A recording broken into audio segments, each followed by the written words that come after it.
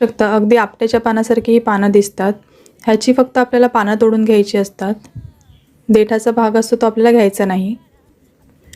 आता आपण ह्याची पानं तोडून घेऊयात आणि अशाच पद्धतीने आपण बाकीची जी भाजी आहे ती देखील साफ करून घेऊ. बघू शकता इथे मी सर्व पानं आहेत ती वेगळी करून घेतल्यात. आता ह्याला स्वच्छ धुवून ती चिरून घेणार आहे. आता मी इथे एक पॅन गरम करत ठेवला. पॅन गरम झाला की नंतर त्यामध्ये 1 पळी तेल, त्यामध्ये पाव चमची मोहरी, पाव चमची जिरं आणि पाव चमची हिंग घालून घेते.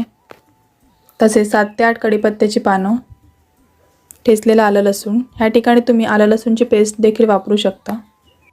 आलं लसूण छान कच्चेपणा जाईपर्यंत परतून घ्यायचा आहे. नंतर आपण त्यामध्ये कांदा घालून तो देखील मऊ होईपर्यंत परतून घेणार आहोत. कांदा छान मऊ होत आला. आता आपण त्यामध्ये मसाले घालून घेऊयात. त्यामध्ये पाव चमची हळद, अर्धी चमची काश्मीरी लाल मिरची पावडर, पाव चमची घरगुती मसाला, अर्धी चमची धणे पावडर आणि पाव चमची गरम मसाला घालून घेते. आता हे मसाले आपण सर्व कांद्यामध्ये मिक्स करून घेऊयात आणि 1 ते 2 मिनिटांसाठी परतून घेऊ. मसाले चांगले परतून झाल्यात. आता आपण ह्यामध्ये बारीक चिरलेला टोमॅटो घालून घेऊ. टोमॅटो तुम्ही स्किप देखील करू शकता.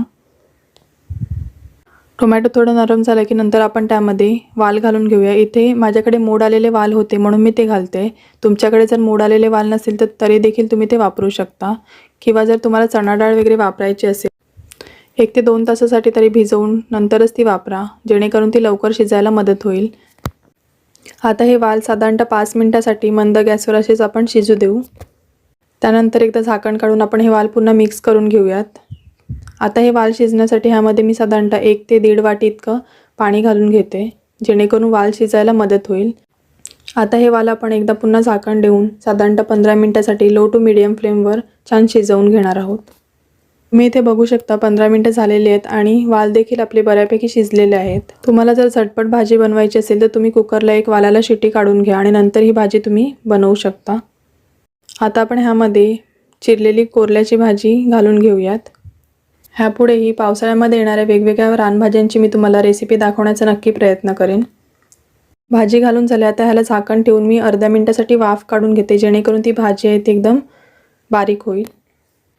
आपल्याला मिक्स करायला देखील सोपं जाईल आणि मिठाचा देखील अंदाज येईल. आता ही भाजी व्यवस्थितपणे मिक्स करून आपण ह्यामध्ये चवीनुसार मीठ घालून घेऊयात आणि ओला नारळ घालून आपण ही भाजी एकत्र करून त्याला एक 5 मिनिटांसाठी मीडियम टू लो फ्लेमवर एक छान वाफ काढून घेऊ. जर आजचा व्हिडिओ आवडला असेल तर व्हिडिओला लाईक करायला विसरू नका. तसेच जर तुम्ही अजूनही कुक विथ निश्चय चॅनलला सबस्क्राईब केलं नसेल तर प्लीज सबस्क्राईब करा आणि बाजूला असलेलं बेल आयकॉन आहे ते देखील प्रेस करायला विसरू नका, जेणेकरून मी जेव्हा कधीही रेसिपी अपलोड करेन तेव्हा तुमच्यापर्यंत रेसिपीची